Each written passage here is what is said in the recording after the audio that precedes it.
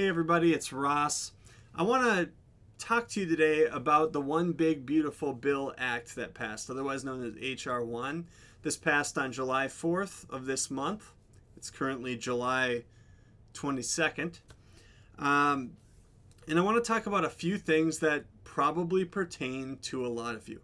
So I'm going to start by talking about the provision in this bill around tax rates. So in this bill, the 2017 tax cuts were made permanent.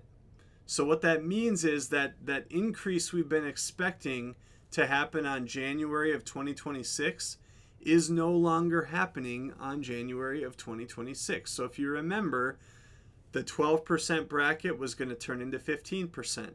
The 22% was going to 25, the 24 to 28, the 32 to 35, and so on up until the 37% goes back to 39%. Well, that's not happening. So they voted to permanently extend the 2017 tax cuts. Now we have to talk about what permanent means as it pertains to legislation here. In most people think of permanent as I took a Sharpie marker and I wrote something down. In reality, this is more like writing on a whiteboard with a dry erase marker that's been there for a while. You know how it's kind of hard to scrub off? That's more what this is, because permanent just means that there's no set expiration date to these tax cuts. It does not mean that a future Congress couldn't vote to change the tax rates. So for now, for the foreseeable future, we get some reprieve from this pending January of 2026 day when our tax lives were going to get a little bit worse. So that turns out to actually be a really big benefit for a lot of people relative to this bill. And we'll talk a little bit later about some opportunities and kind of what some of these things mean practically. But the second thing I want to talk about is the new senior deduction.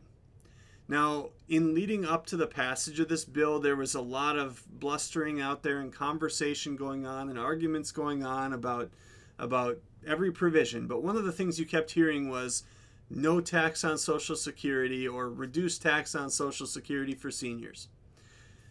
And this particular deduction was the result or the outcome of those conversations. So the key distinction I want to make for you here is that this new senior deduction has nothing to do with Social Security. So whether you're claiming Social Security or not, you are potentially still eligible for this deduction. So let's talk about what this is.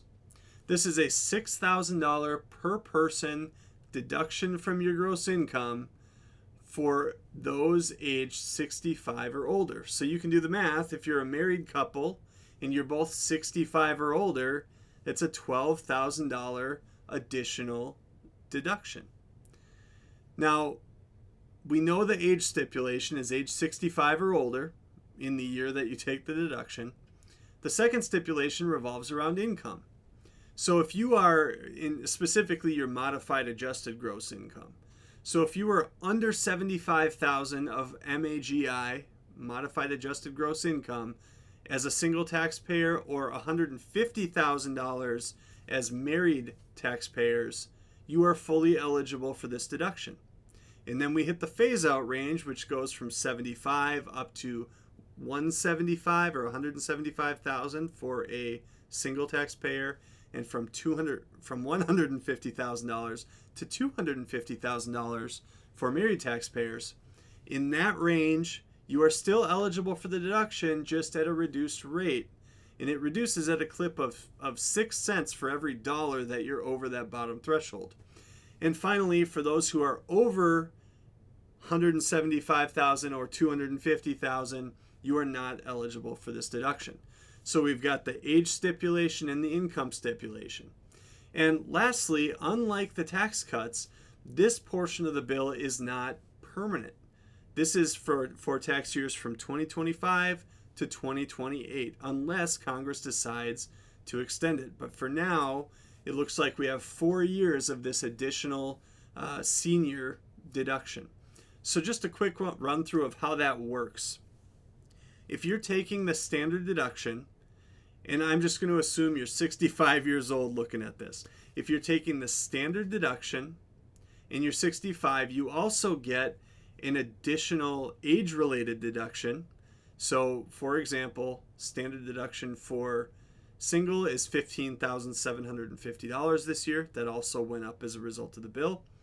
Your age-related deduction is an additional $2,000, and your new senior deduction would be another $6,000, which would bring you to a total deduction from your gross income of $23,750.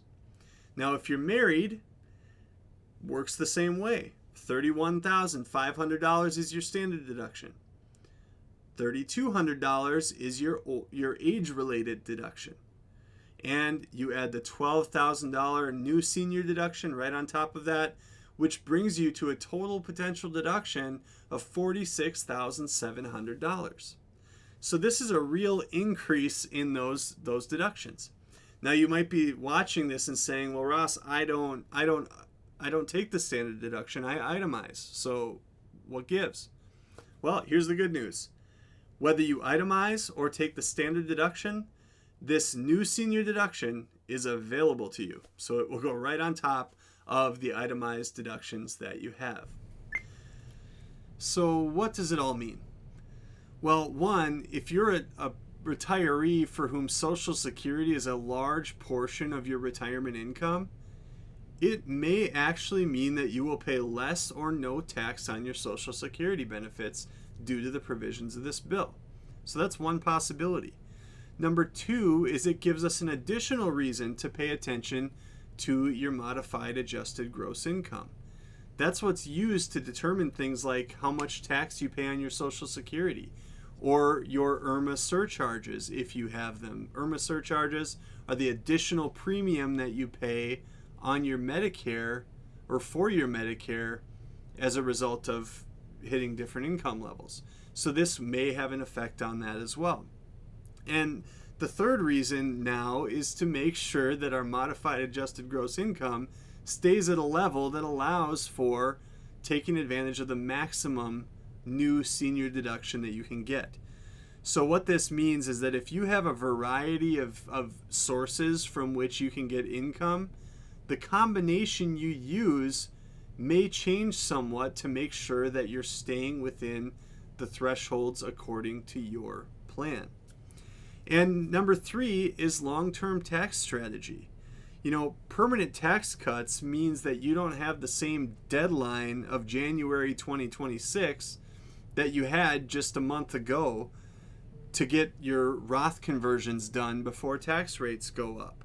Lower tax rates plus the temporary new senior deduction may allow for additional conversions, additional Roth conversions with little to no tax impact on your overall plan. However, attention must be paid to those phase-out thresholds so you don't end up with unintended consequences. So I hope this video has been helpful to you. If you need help, feel free to reach out. I'm Ross. We'll talk to you soon. Thanks for watching.